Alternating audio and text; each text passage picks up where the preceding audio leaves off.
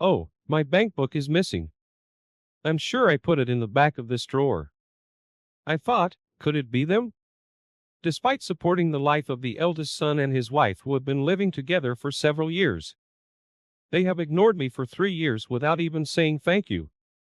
I just wanted them to show a little gratitude. But, it's okay, now. I will never forgive them. My name is Emily, 56 years old. I retired from my company to care for my unstable mother-in-law.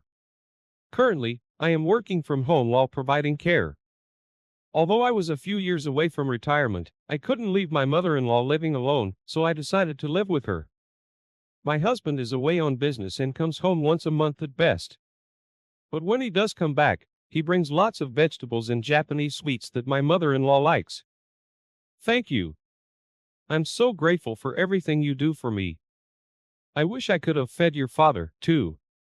Every time my mother-in-law opens her mouth, she expresses her gratitude to us and her feelings for my father-in-law. He passed away over 10 years ago from cancer, and in the end, he couldn't even eat his favorite foods. Maybe he could have been saved if we had done the tests earlier. By the time the illness was discovered, it was too late for treatment, only symptom relief was possible. So, my mother-in-law often says she wishes she could have fed my father-in-law the delicious foods she eats. My mother-in-law's condition varies greatly from day to day. Some days she's bedridden and barely eats. And other days she's energetic and goes for a walk by herself. I'm often surprised by her unpredictable behavior, but well, as long as she enjoys her days, I'm happy to watch over her. However, there's a troublesome event for my mother-in-law and me that happens 2 or 3 times a month. It's when the eldest son and his wife from the neighborhood show up. Mom, Grandma, long time no see. Were you well? We're starving. Can you make something to eat right away? Sorry to intrude. Mother-in-law, I'm hungry, so please hurry. Eldest son Tom and his wife Catherine. They got married a year ago and frequently come to our house like this. They appear suddenly demanding meals to be made. And sometimes even terribly asking for pocket money. They probably know the day when the mother-in-law's pension comes in. Hey, Grandma. Today's the day your pension comes in, right? Sorry, but could you donate a little to us, the less fortunate? I thought, it's starting again. Every time, they don't leave until they get the money. Tom, enough is enough. What about your job? Aren't you working? Stop begging for Grandma's precious pension. Huh? What's it to you? This is between me and Grandma. Right? Isn't that right, Grandma? The gentle and timid mother-in-law can't talk back when spoken to so strongly. She ends up giving in to the persistence and goes to get her wallet, handing over $100,000. This is the routine. Her face shows she's troubled and wants to refuse, but can't say it. So, I often speak up for her, but when I do, it usually ends in a quarrel. I report everything to my husband who's away on business. He just sighs in exasperation, saying, "What a troublemaker, not holding a steady job. What is he even doing? Just got married and he's already hopeless." My husband does scold our son, but it seems to have no effect over the phone. This is how my mother-in-law and I feel exhausted just by their visits. Losing the will to do anything else. I'm tired. Yes, really. It's like they drain all my energy. I endured thinking it was only 2 or 3 times a month. But their visits became more frequent, increasing our stress. Then, an incident happened. In the middle of a weekday, my son suddenly came home. So, I got fired from my job. And, for a while, I want to live here. Fired. My son had been repeatedly absent without leave. And even lost a USB containing important company data. There was talk of a pay cut at first, but he ended up fighting with his boss and getting fired. Despite being clearly at fault, he seems unrepentant. Seriously. None of them even do their jobs properly and act all high and mighty. That's why I hate people who act like they're elite. So, I'll be moving in next week, just so you know. Wait a minute. Living together is out of the question. This is too sudden. The mother-in-law's health isn't good every day, you know. Although I tried to refuse, Tom didn't seem to be changing his mind. He's always been stubborn, deciding to do something regardless of what anyone says. And I doubt he'd listen to me. As expected, he got even more upset, saying, it's already decided, so no way. I've canceled the apartment lease and requested a moving company. If you still say I can't live here, then you're going to pay for our living expenses, right? I couldn't help but sigh. If my husband were here, he would sternly scold them and send them away. But I can't stand up to them alone. Hey, Emily, is Tom moving in here? If so, should I go to a facility? I'll be in the way, and those kids aren't even working. What are you talking about, mother-in-law? Don't worry about such things. I'll make sure Tom gets a job, and he'll be leaving soon. I feel terribly sorry for making my elderly mother-in-law worry like this.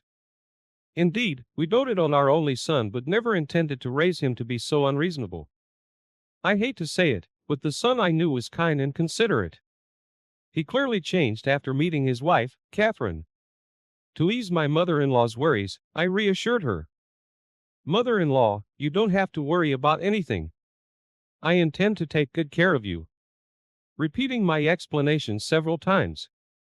The mother-in-law's tense face slowly relaxed, but then, the day the son and his wife moved and arrived all too soon. We had separate bedrooms, but we rearranged the rooms to share one, as she felt insecure being alone. Her desire to share a room showed how anxious she was. Soon after, my son and his wife arrived, and their behavior from the first day was appalling. Hey, Mom. We're planning to use the entire second floor for our room, that's okay, right? From today, the second floor bathroom is ours only. You guys don't come upstairs, okay? Yeah, really. We're still technically newlyweds, you know. We don't want unnecessary people coming and going, so please understand. They even move all the stuff from my workroom on the second floor to the hallway on the same day. I was speechless, which is probably what they meant by this phrase. If I stayed silent, they would do and say whatever they wanted. Mom, the mortgage on this house is still ongoing, right? I don't plan to pay rent until I find a job. Nor do I intend to pay for groceries or utilities, so take care of it. I wasn't expecting much, but I was increasingly irritated. I see. And with this conversation, I was ignored by my son and his wife from then on. A week has passed since my son and his wife moved in, but he shows no signs of job hunting. Moreover, his wife leaves dirty dishes unwashed and doesn't do much laundry either. Additionally, every 2 weeks we have to take my mother-in-law to the clinic. But the car is always missing because they use it without asking. The car is left full of trash and low on gas, with the fuel light on, and they don't even refuel it. As a result, we have to take a taxi for the clinic visits. Despite being overwhelmed with things to do, my mother-in-law, who should be relaxing, ends up helping with the housework. Thinking this is clearly wrong, I say to my son, Tom, are you even job hunting?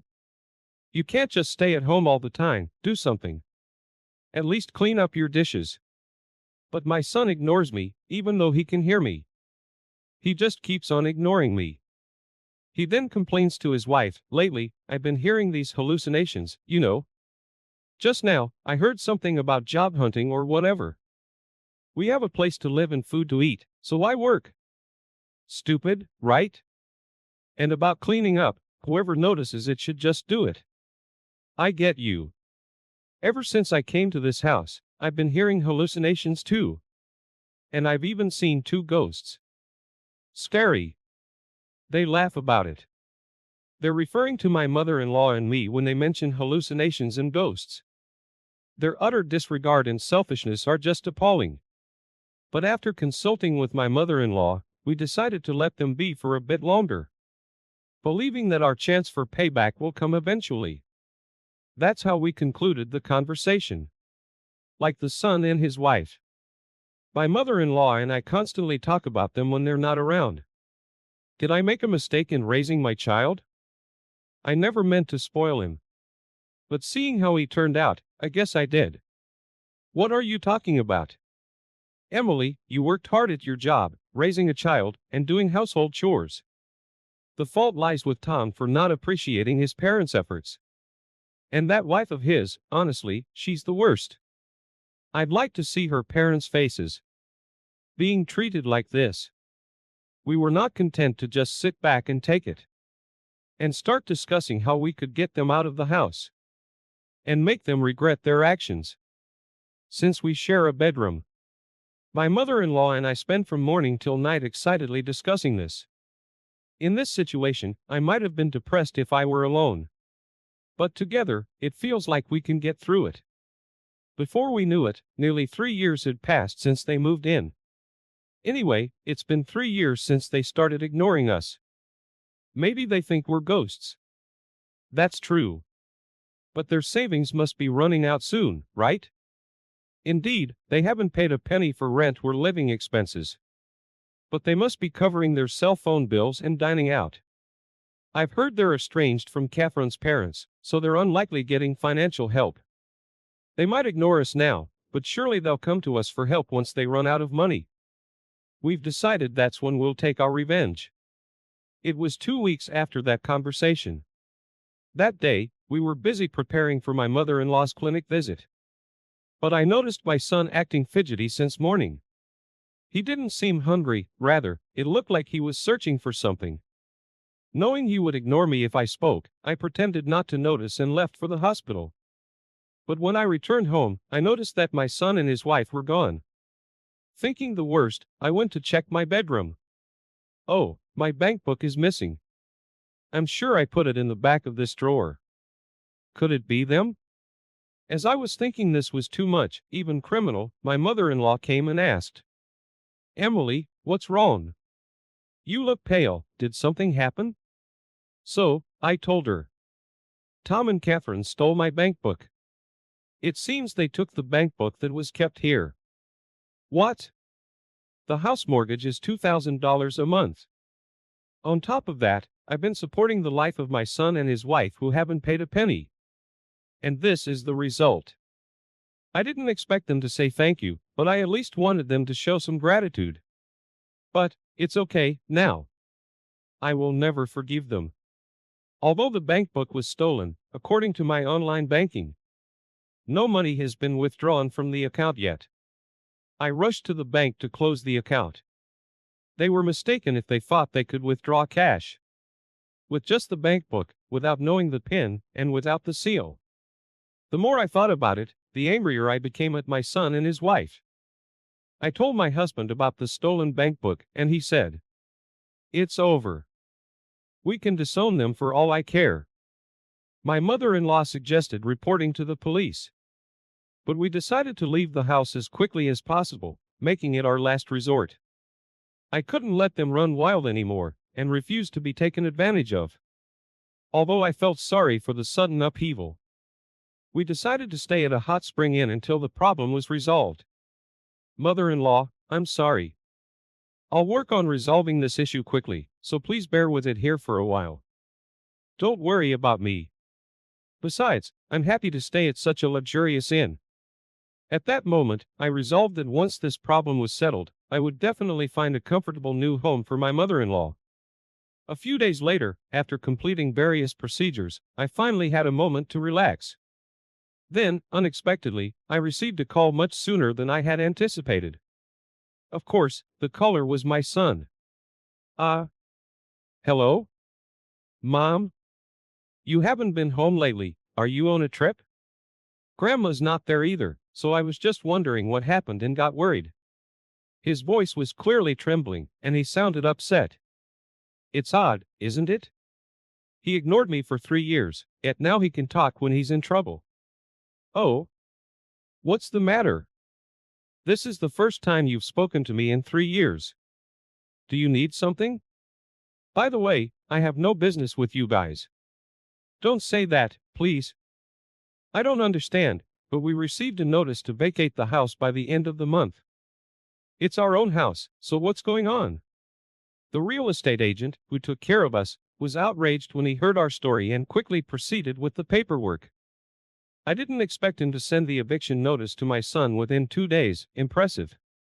The real estate agent had acted so promptly, I decided to tell my son the truth. Ah, that house? I sold it because I thought it was no longer needed. And it seems the new buyer wants you to leave soon. What? That's. Even if you say that, we have nowhere to live. Where are you and Grandma now? We'll come there. My son and his wife still try to use us, even now. Enough is enough, is what I feel. What? Why are you crying to me now? What a pathetic man. You freeloaded for 3 years, ignoring me and Grandma. Isn't that a bit too convenient? Just so you know, I intend to cut ties with you. Your father agrees with this decision. Don't say that, please. I didn't mean it. I wanted to get along with you and Grandma. And I'm looking for a job, too. My mother-in-law and I are astonished at the lies spilling from my son's mouth. If he had shown any genuine remorse, we might have reconsidered.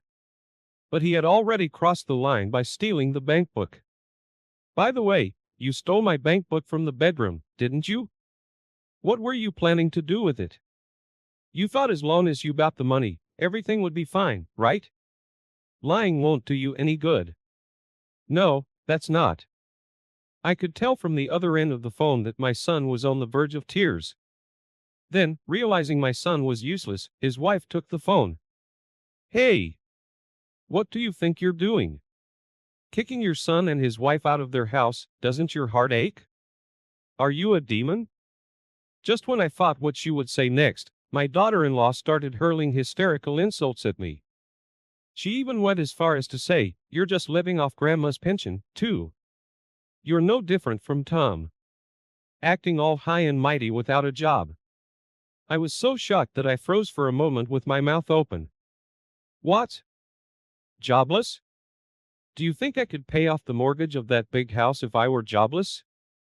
I've been paying $2,000 every month. And, for your information, I'm not jobless. I felt it was pointless to tell her the truth. Essentially, her not realizing this just shows her level of unawareness. In reality, I'm earning about $5,000 a month from my remote work. But of course, I see no need to tell these two. Well, if they had seen the contents of the bank book, they would probably have figured it out. But I had to say this much to her clearly. Hey, Catherine. You're jobless, too, yet you always wear branded items. Where did you get those? I think the one acting strange here is you. Huh? I suspect, but can't confirm, that she's in debt, always carrying new designer bags and wallets. Even my son, before being fired, worked at a decent company and earned a fair salary. It seems like she's the one who ruined everything. Anyway, I have no intention of prying into your private affairs. But if you're in debt, you'd better deal with it quickly before things get out of hand. Also, please leave that house as soon as possible. I'll take my leave now. Though I have more to say, I decided to let them face their impending doom on their own. After hanging up, I ignored all the apology emails from my son. My husband, who had also been contacted, dismissed them with even colder words than I did. We've been ignored until now, but it's our turn to ignore them. They should thoroughly enjoy their hellish lives. A few months later, I heard that the couple had moved out of the house into a shabby apartment. Catherine had accumulated a significant amount of debt. My son tried to initiate a divorce. But they decided to repay the debt together since it was also in his name. With both of them jobless, they cannot repay and are now busy working while being chased by debt collectors. Their hellish life continues, but they should try their best to overcome it. As for me, I'm currently considering a house to live in with my mother-in-law.